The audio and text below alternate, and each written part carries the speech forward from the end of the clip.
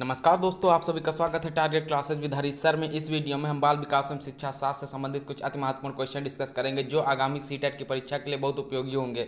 और जो लोग भी हमारे चैनल पर नए हैं वो चैनल को सब्सक्राइब करके बेल आइकन को प्रेस कर दें, जिससे किसी भी नए वीडियो का नोटिफिकेशन आप लोग को समय से मिल सके। देखते हैं आज का फर्स्ट क्वेश्चन। फर्स्ट क्वेश्चन दिया है, अधिगमकर्ता का स्वनियमन का क्या अर्थ है। यानी अधिगमकर्ता का स्वनियमन का क्या अर्थ होता है ये बताना है। इसमें आज से आपको 30 क्वेश्चन डेली मिलेंगे। पहला ऑप्शन दिया, विद्यार्थियों के व्यवहार के लिए विनियमनों का निर्माण करना। सेकंड, स्व अनुशासन और नियंत्रण।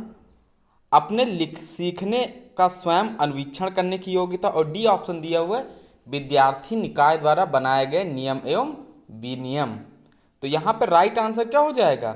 यहाँ पे राइट आंसर होगा अपने सीखने का स्वयं अन्वीक्षण करने की योग्यता।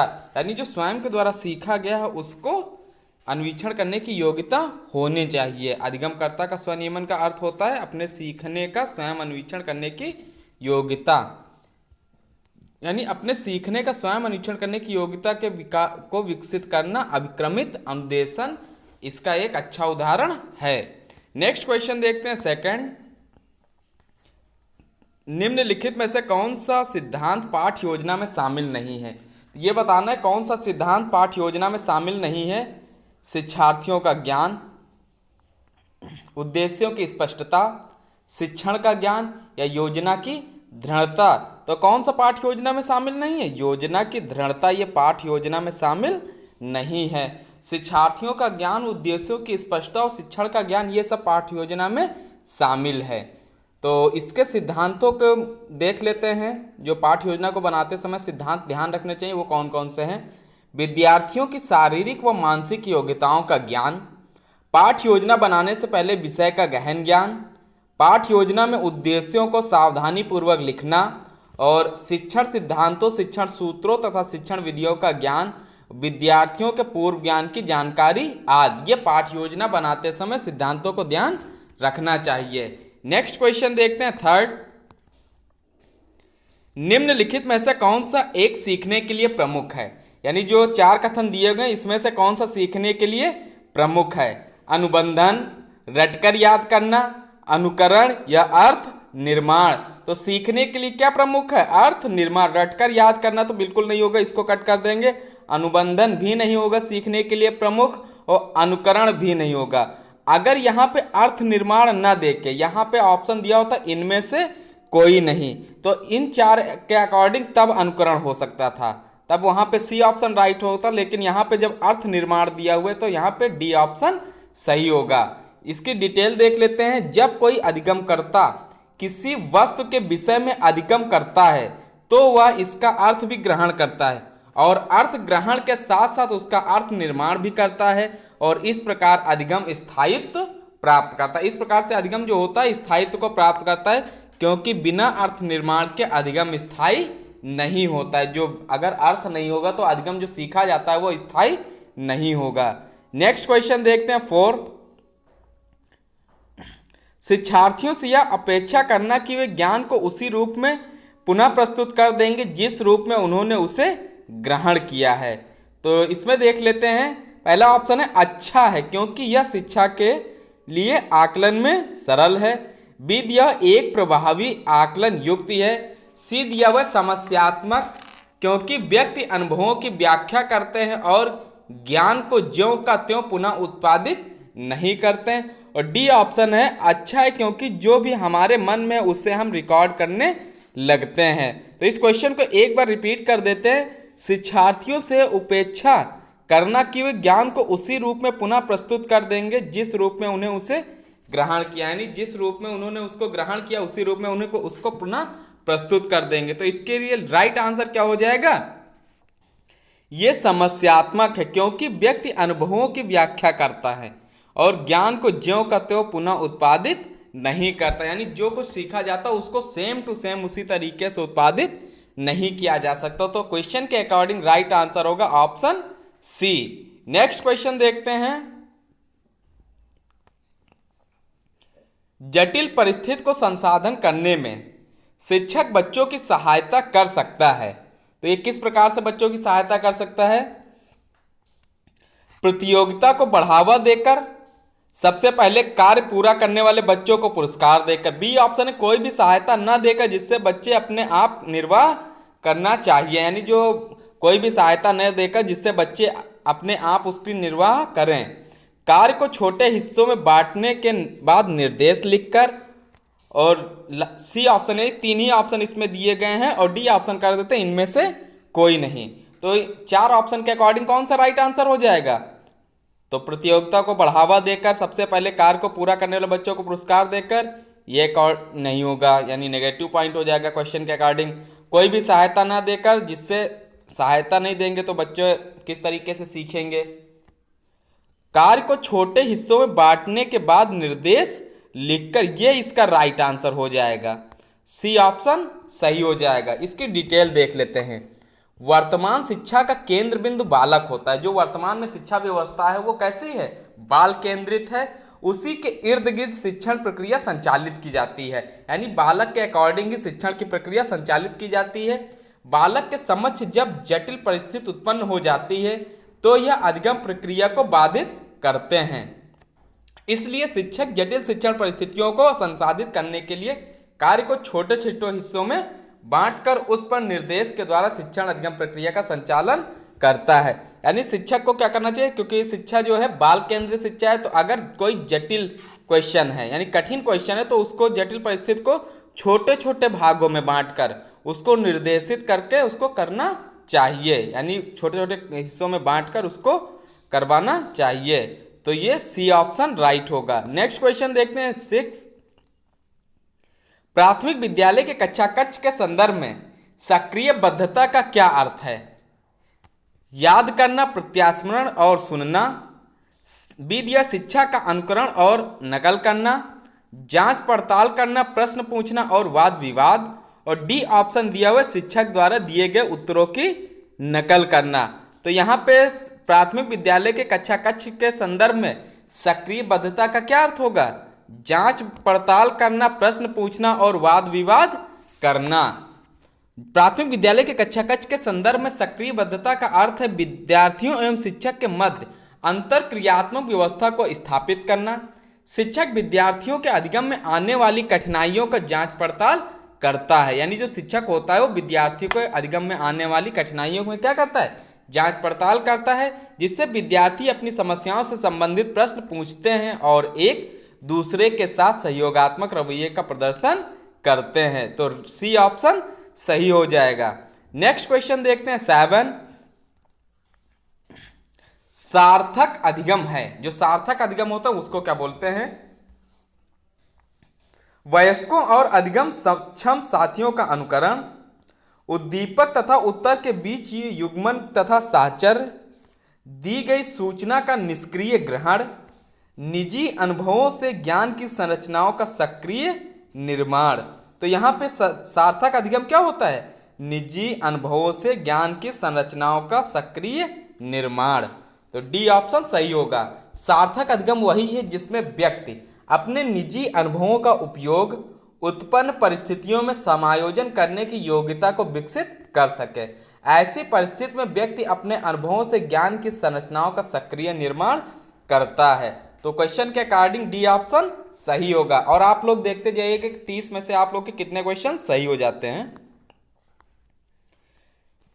विद्यार्थियों के प्रभावशाली अधिगम के लिए निम्नलिखित में से कौन सा शिक्षक के प्रारंभिक कार्यों में से एक नहीं है, यह बताना है। ए ऑप्शन है विद्यार्थियों की उन धारणाओं को जानना जिन्हें लेकर वे कक्षा में आते हैं।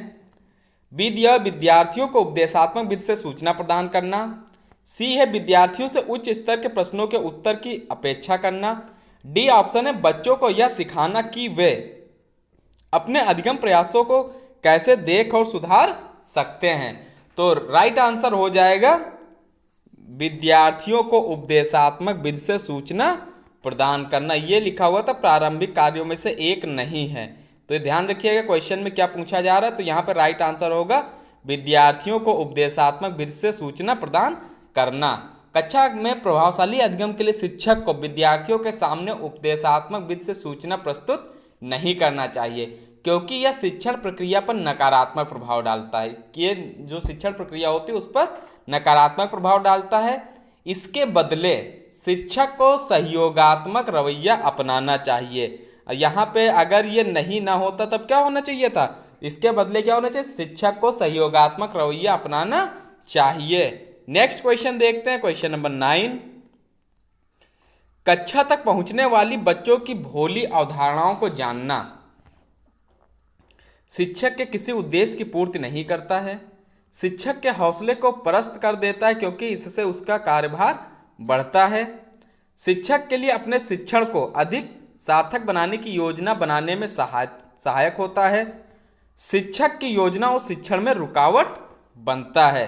तो यहाँ पे राइट आंसर होगा, शिक्षक के लिए अपने शिक्षण को अधिक सार्थक बनाने की योजना बनाने में सहायक होता है। तो कक्षा तक पहुंचने वाली बच्चों की भोली अवधारणाओं को जानना किस चीज़ के लिए सहायक होता है, शिक्षक के लिए अपने शिक्षण को अधिक सार्थक बनाने की योजना बनाने में सहायक होता है। इसकी डिटेल देख लेते हैं।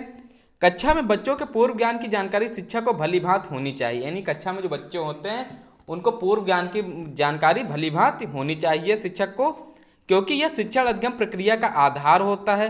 इसी आधार पर शिक्षण प्रक्रिया संचालित होती है। इसलिए बच्चों को भोली अवधारणाओं को जानना शिक्षक के लिए अपने शिक्षण को अधिक सार्थक बनाने की योजना में सहायक होता है। नेक्स्ट क्वेश्चन देखते हैं, क्वेश्चन नंबर 10। अनुसंधान सुझाते हैं कि एक विविधतापूर्ण कक्षा में अपने विद्यार्थियों से शिक्षिका की अपेक्षाएं अधिगम का एकमात्र निर्धारक होती हैं, के साथ संबंधित नहीं मानी जानी चाहिए, पर कोई प्रभाव नहीं छोड़ती, और डी है पर महत्वपूर्ण प्रभाव छोड़ती हैं। तो अनुसंधान सुझाते हैं कि विविधतापूर्ण कक्षा में अपने विद्यार्थियों से शिक्षिका की अपेक्षाएं अधिगम क्या होती हैं, पर महत्वपूर्ण प्रभाव छोड़ती हैं। इसकी डिटेल देख लेते हैं। एक विविधतापूर्ण कक्षा में विद्यार्थियों से शिक्षिका की अपेक्षाएं अधिगम पर महत्वपूर्ण प्रभाव छोड़ती हैं, क्योंकि शिक्षिका अपने अपेक्षाओं के अनुरूप ही शिक्षण का उद्देश्य निर्धारित करेगी तथा उद्देश्य को प्राप्त करने का प्रयास करेगी। नेक्स्ट क्वेश्चन देखते हैं, क्वेश्चन नंबर 11। एक शिक्षिका अपनी प्राथमिक कक्षा में प्रभावी अधिगम को बढ़ा सकती है। किस तरीके से एक शिक्षिका अपने प्राथमिक कक्षा में प्रभावी अधिगम को बढ़ा सकती है? ड्रिल और अभ्यास के द्वारा, अपने विद्यार्थियों में प्रतियोगिता को प्रोत्साहन देकर, विषय वस्तु को विद्यार्थियों के जीवन के साथ संबंधित करके, और अधिगम में छोटी छोटी उपलब्धियों के लिए पुरस्कार देकर। तो ये क्वेश्चन देखने से लगता है कि सारे ऑप्शन सही होंगे, लेकिन जो सबसे ज़्यादा उपयुक्त होगा वही हमारा राइट आंसर होगा, क्योंकि अगर क्वेश्चन देखा जाए ड्रिल और अभ्यास के द्वारा ये भी सही हो सकता है, अपने विद्यार्थियों में प्रतियोगिता को प्रोत्साहन देकर ये भी सही हो सकता है। ये 4 ऑप्शन इसमें दिए हैं क्वेश्चन के अकॉर्डिंग, चारों सही हो सकते हैं, लेकिन जो सबसे उपयुक्त होगा वो हमको देखना है कौन सा इसका राइट आंसर हो जाएगा। तो विषय वस्तु को विद्यार्थियों के जीवन के साथ संबंधित करके अधिगम को अधिक प्रभावी रूप से बढ़ाया जा सकता है। तो इसका राइट आंसर सी हो जाएगा। नेक्स्ट क्वेश्चन देखते हैं, क्वेश्चन नंबर 12। शिक्षक एवं विद्यार्थी के मध्य संबंध होना चाहिए स्नेह का, विश्वास का, सम्मान का, या ये सभी। तो शिक्षक एवं विद्यार्थी के मध्य संबंध कैसा होना चाहिए? स्नेह का होना चाहिए, विश्वास का, सम्मान का, यानी राइट आंसर डी हो जाएगा यहाँ पे। अधिगम प्रक्रिया को निरंतर एवं सुचारू रूप से चलाने के लिए शिक्षक छात्र का संबंध बहुत ही महत्वपूर्ण होता है। इस संबंध में सम्मान, विश्वास, स्नेह जैसे सकारात्मक मूल्यों का होना अति आवश्यक है। नेक्स्ट क्वेश्चन देखना 13। एक अच्छा अध्यापक विद्यार्थियों के मध्य बढ़ावा देता है। जो एक अच्छा अध्यापक होता है वो विद्यार्थियों के मध्य किस चीज़ का बढ़ावा देता है? प्रतियोगिता की भावना को, सहयोग की भावना को, प्रतिद्वंद्विता की भावना को, या तटस्थता की भावना को। तो ये एक जो अच्छा अध्यापक होता है वो विद्यार्थियों के मध्य किस चीज़ को बढ़ावा देता है? सहयोग की भावना को, यानी सहयोग की भावना को अगर टीचर बढ़ावा देगा तो उससे कक्षा में अच्छा वातावरण बना रहेगा और इससे सीखने में भी आसानी होगी। नेक्स्ट क्वेश्चन देखते हैं 14। एक अध्यापक की दृष्टि में कौन सा कथन सर्वोत्तम है? यानी एक अध्यापक की दृष्टि में कौन सा कथन सर्वोत्तम है? प्रत्येक बच्चा सीख सकता है, कुछ बच्चे सीख सकते हैं, अधिकतर बच्चे सीख सकते हैं या बहुत कम बच्चे सीख सकते हैं? तो एक अध्यापक की दृष्टि में कौन सा कथन सबसे अधिक महत्वपूर्ण होगा? प्रत्येक बच्चा सीख सकता है, क्योंकि प्रत्येक बच्चा विशिष्ट होता है। उस सभी बच्चों में अलग अलग सीखने की क्षमताएं होती हैं, तो इसलिए प्रत्येक बच्चा सीख सकता है। तो राइट आंसर ए होगा। प्रत्येक बच्चा सीख सकता है यह कथन एक अध्यापक की दृष्टि से सर्वोत्तम है, क्योंकि अधिगम प्रक्रिया के दौरान शिक्षक द्वारा अलग अलग कौशलों का प्रयोग कर भिन्न भिन्न बुद्धिलब्धता के स्तर वाले विद्यार्थियों में ज्ञान का प्रसार किया जा सकता है। नेक्स्ट क्वेश्चन देखते हैं। शिक्षा का अति महत्वपूर्ण उद्देश्य, जो शिक्षा का अति महत्वपूर्ण उद्देश्य क्या होगा, यह बताना है। आजीविका कमाना, बच्चे का सर्वांगीण विकास, पढ़ना एवं लिखना सीखना, या बौद्धिक विकास। तो शिक्षा का अति महत्वपूर्ण उद्देश्य क्या होगा? बच्चे का सर्वांगीण विकास। तो बच्चे का सर्वांगीण विकास शिक्षा का सबसे महत्वपूर्ण उद्देश्य है। शिक्षा व्यक्ति की उन सभी योग्यताओं का विकास करती है जिसके द्वारा वह अपने वातावरण पर नियंत्रण करने की क्षमता प्राप्त कर लेगा। यानी बच्चे का अगर सर्वांगीण विकास होगा तो शिक्षा व्यक्ति की उन सभी योग्यताओं का विकास करती है जिसके द्वारा वो वातावरण पर नियंत्रण करने की क्षमता प्राप्त कर लेगा। नेक्स्ट क्वेश्चन देखते हैं। एक आदर्श अध्यापक में पाया जाने वाला गुण है लोकतंत्रात्मक दृष्टिकोण, विषय वस्तु पर अधिकार, बाल मनोविज्ञान का ज्ञान, या उपरोक्त सभी। तो एक आदर्श अध्यापक में कौन कौन से गुण होने चाहिए? लोकतंत्रात्मक दृष्टिकोण होना चाहिए, विषय वस्तु पर अधिकार होना चाहिए, बाल मनोविज्ञान का ज्ञान होना चाहिए। यानी राइट आंसर क्या होगा? ऑप्शन डी सही हो जाएगा। तो यहाँ पे ये सारे गुण एक अध्यापक के अंतर होने चाहिए। जो आदर्श अध्यापक होता है उसके अंतर्गत ये सभी गुण होने चाहिए। तो कौन कौन से गुण और भी होने चाहिए ये भी देख लेते हैं। लोकतांत्रिक दृष्टिकोण, विषय का पूर्ण ज्ञान, बाल मनोविज्ञान का ज्ञान यानी बाल मनोविज्ञान का ज्ञान, आदर्शवादी आचरण, अनुशासन प्रियता और शिक्षण कौशल युक्त, ये सभी गुण होने चाहिए। नेक्स्ट क्वेश्चन देखते हैं।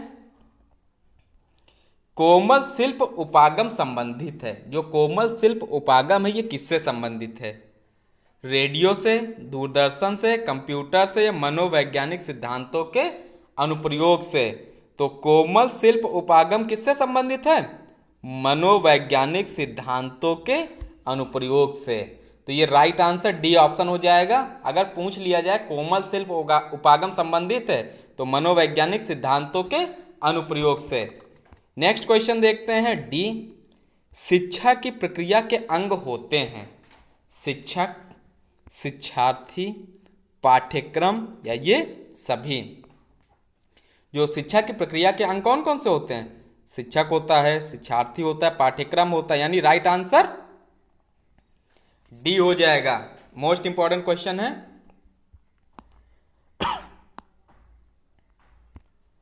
छात्रों को ठीक, शाबाश, बहुत अच्छा कहना शाब्दिक पुनर्बलन है, अशाब्दिक पुनर्बलन है, सकारात्मक शाब्दिक पुनर्बलन है, या नकारात्मक शाब्दिक पुनर्बलन है?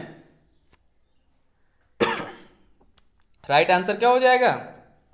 तो यहां पे राइट आंसर होगा सकारात्मक शाब्दिक पुनर्बलन है। सी ऑप्शन सही होगा। इसकी डिटेल देख लेते हैं। सकारात्मक शाब्दिक पुनर्बलन के अंतर्गत छात्रों बच्चों को प्रोत्साहित किया जाता है। यह एक मौखिक प्रशंसा शब्द है जो शाबाश, ठीक, बहुत बढ़िया आदि है। नेक्स्ट देखते हैं। यदि कोई बच्चा विद्यालय में हमेशा देर से पहुंचता है तो आप क्या करेंगे? यदि कोई बच्चा विद्यालय में हमेशा देर से पहुंचता है तो आप क्या करेंगे? ये क्वेश्चन भी मोस्ट इंपॉर्टेंट है, इसके पहले के लेक्चर्स में बताया जा चुका है। उसे डांटेंगे ताकि वह यह गलती दोबारा न दोहराए, प्रधानाचार्य को बताएंगे, उसके माता पिता से संपर्क करेंगे, या बच्चे से बातचीत करके कारण जानने का प्रयास करेंगे। तो यदि कोई बच्चा विद्यालय में हमेशा देर से पहुंचता है तो आप क्या करेंगे? बच्चे से बातचीत करके कारण जानने का प्रयास करेंगे कि क्या कारण है कि वो देर से आ रहा है। तो अगर कारण हमको पता हो जाएगा एक टीचर होने के नाते तो क्या करेंगे? उसका उपचार करना चाहिए एक टीचर को। नेक्स्ट, यदि आपकी कक्षा का कोई बच्चा प्रायः चुप रहता है तो आप क्या करेंगे? उसकी ओर कोई ध्यान नहीं देंगे, उसको किसी मनोवैज्ञानिक के पास ले जाएंगे, उसके चुप रहने के कारण को जानने का प्रयास करेंगे, उसके माता पिता से बात करेंगे। तो इसका राइट आंसर क्या होगा? उसके चुप रहने के कारण को जानने का प्रयास करेंगे। यदि आपकी कक्षा का कोई बच्चा चुप रहता है तो आप क्या करेंगे एक शिक्षक होने के नाते? यानी चुप रहने के कारण को जानने का प्रयास करेंगे। इसकी डिटेल देख लेते हैं। कक्षा में किसी विद्यार्थी द्वारा असामान्य व्यवहार अपनाए जाने पर शिक्षक को इसका कारण जानने का प्रयास करना चाहिए तथा उसके व्यवहार परिवर्तन के लिए प्रयास करना चाहिए, जिससे अधिगम प्रक्रिया सुचारू रूप से चल सके। नेक्स्ट क्वेश्चन, वर्तमान समय में शिक्षक की भूमिका है। जो वर्तमान समय में शिक्षक की भूमिका कैसी है? ज्ञान देने वाले की, सुगमकर्ता की, मित्र की या प्रबंधक की? तो वर्तमान समय में शिक्षक की भूमिका है सुगमकर्ता की। समय अनुसार शिक्षक की भूमिका बदलती रहती है, कभी परामर्श की तो कभी मार्गदर्शक की, परंतु आज के परिवेश में जो वर्तमान समय चल रहा है इसके परिवेश में शिक्षक की भूमिका सुगमकर्ता की हो गई है, जिसमें शिक्षक छात्र को इस प्रकार अधिगम कार्य कराते हैं जिससे छात्र आसानी से समझ सकें। नेक्स्ट क्वेश्चन देखते हैं 24। कठोर शिल्प उपागम किस सिद्धांत पर आधारित है? जो कठोर शिल्प उपागम होता है वो किस सिद्धांत पर आधारित है? मोस्ट इंपॉर्टेंट क्वेश्चन है। औद्योगिक, इंजीनियरिंग, व्यावसायिक या अनुदेशन? तो ये किस सिद्धांत पर आधारित है? ये इंजीनियरिंग पर आधारित है। कठोर शिल्प उपागम इंजीनियरिंग पर के सिद्धांत पर आधारित है। नेक्स्ट क्वेश्चन देखते हैं। एक शिक्षक बच्चे द्वारा की गई छोटी छोटी गलतियों पर क्रोध प्रकट करता है, यह इंगित करता है, यह किस चीज को इंगित करता है? वह बच्चे का शुभचिंतक है, उसमें ज्ञान की कमी है, वह कुंठित है या वह संवेदनात्मक रूप से संतुलित नहीं है। तो एक शिक्षक बच्चे द्वारा की गई छोटी छोटी गलतियों पर अगर क्रोध प्रकट करता है तो यह इंगित करता है क्या? वह संवेदनात्मक रूप से संतुलित नहीं है। इसकी डिटेल देख लेते हैं। बच्चों की छोटी सी गलती पर अध्यापक द्वारा क्रोध प्रकट करना अध्यापक की संवेदनात्मक स्थिति को दर्शाता है। इस प्रकार के व्यवहार अपनाने वाला शिक्षक संवेदनात्मक रूप से असंतुलित होता है तथा समायोजन की क्षमता का अभाव पाया जाता है। नेक्स्ट क्वेश्चन देखते हैं 26। शिक्षार्थियों के बीच अधिगम शैली में अंतर का कारण हो सकता है। शिक्षार्थियों की सामाजिकरण प्रक्रिया, शिक्षार्थी द्वारा अपनाई गई विचारण नीति या परिवार की आर्थिक स्थिति। डी ऑप्शन दिया है बालक का लालन पालन। तो यहाँ पर राइट आंसर क्या हो जाएगा? शिक्षार्थियों के बीच अधिगम शैली में अंतर का कारण हो सकता है शिक्षार्थी द्वारा अपनाई गई विचारण नीति, यानी बी ऑप्शन सही होगा। ये 26 क्वेश्चन थे। आप लोग देखते जाइए कि कितने क्वेश्चन सही हो रहे हैं और वीडियो को लाइक कर दीजिएगा और ज़्यादा से ज़्यादा दोस्तों के साथ में शेयर कर दीजिए जिससे उनको भी इसका लाभ मिल सके। नेक्स्ट क्वेश्चन देखते हैं 27। कक्षा 1 और 2 स्तर के बच्चे, जो कक्षा 1 और 2 स्तर के बच्चे होते हैं, अमूर्त अनुभवों से शीघ्र सीखते हैं, मूर्त अनुभवों से शीघ्र सीखते हैं, पढ़कर शीघ्र सीखते हैं या लिखकर सीखते हैं, यानी किस तरीके से जल्दी सीख जाते हैं? तो मूर्त अनुभवों से शीघ्र सीखते हैं। अगर कक्षा 1 और 2 के बच्चों को प्रैक्टिकली सामने बताया जाता है किसी चीज़ के बारे में तो वो जल्दी सीखते हैं। नेक्स्ट देख लेते हैं 28। निम्नलिखित में से एक प्राथमिक स्तर के शिक्षक के लिए सबसे महत्वपूर्ण गुण कौन सा है? जो प्राथमिक स्तर का शिक्षक है उसके लिए सबसे महत्वपूर्ण गुण कौन सा होना चाहिए? 4 ऑप्शन दिए हैं। शिक्षण विधियों में सक्षमता और विषय का ज्ञान, उच्च मानक भाषा में पढ़ाने की क्षमता, पढ़ाने की उत्सुकता, धैर्य और लगन। तो कौन सा महत्वपूर्ण गुण होना चाहिए? शिक्षण विधियों में सक्षमता और विषय का ज्ञान, ये तो जरूरी होता है। उच्च मानक भाषा में पढ़ाने की क्षमता, पढ़ाने की उत्सुकता, यानी टीचर है तो पढ़ाने की उत्सुकता होनी चाहिए। सबसे महत्वपूर्ण गुण होता है धैर्य और लगन, क्योंकि अगर बच्चे को एक बार में नहीं समझ में आ रहा, 2 बार, 3 बार, 4 बार, 5 बार, अगर इतनी बार में भी नहीं समझ आ तो अपने मेथड, जो टीचिंग मेथड होता है उसको चेंज करके उसको समझाना चाहिए। तो सबसे महत्वपूर्ण गुण टीचर के अंदर क्या होना चाहिए? धैर्य और लगन का होना चाहिए। इसकी डिटेल देख लेते हैं। प्राथमिक स्तर के शिक्षकों का प्रमुख गुण धैर्य एवं लगन होता है, क्योंकि इस स्तर के बालकों की मानसिक क्षमता बहुत कम होती है। यानी कक्षा जो प्राथमिक स्तर कक्षा 1 से 5 तक होते हैं, इनकी अभी मानसिक क्षमता क्या होती, बहुत कम होती, तथा अधिगम कार्य बहुत कम गति से होता है। यानी जो सीखने का कार्य होता है उनका बहुत कम गति से होता है। तो क्वेश्चन के अकॉर्डिंग राइट आंसर होगा डी ऑप्शन। नेक्स्ट क्वेश्चन देखते हैं 29। सीखने की प्रक्रिया में शिक्षक की भूमिका होनी चाहिए। जो सीखने की प्रक्रिया में शिक्षक की भूमिका कैसी होनी चाहिए, ये क्वेश्चन रिपीट हो रहा है। ये क्वेश्चन अभी हमने पढ़ाया हुआ है। सुगमकर्ता की, अनुदेशनकर्ता की, प्रशिक्षक की या नियंत्रणकर्ता की। तो सीखने की प्रक्रिया में शिक्षक की भूमिका होनी चाहिए सुगमकर्ता की। ए ऑप्शन सही होगा। नेक्स्ट क्वेश्चन देखते हैं 30 नंबर। बच्चों की रुचि बनाए रखने के लिए आप कौन सी विधि का चयन करेंगे। यानी बच्चों की विधि जो रुचि है पढ़ाई से बनाए रखने के लिए आप किस विधि का चयन करेंगे। बच्चों को पढ़कर आने को कहेंगे और प्रश्न पूछेंगे, स्वयं गतिविधि करेंगे तथा बच्चों को बताएंगे।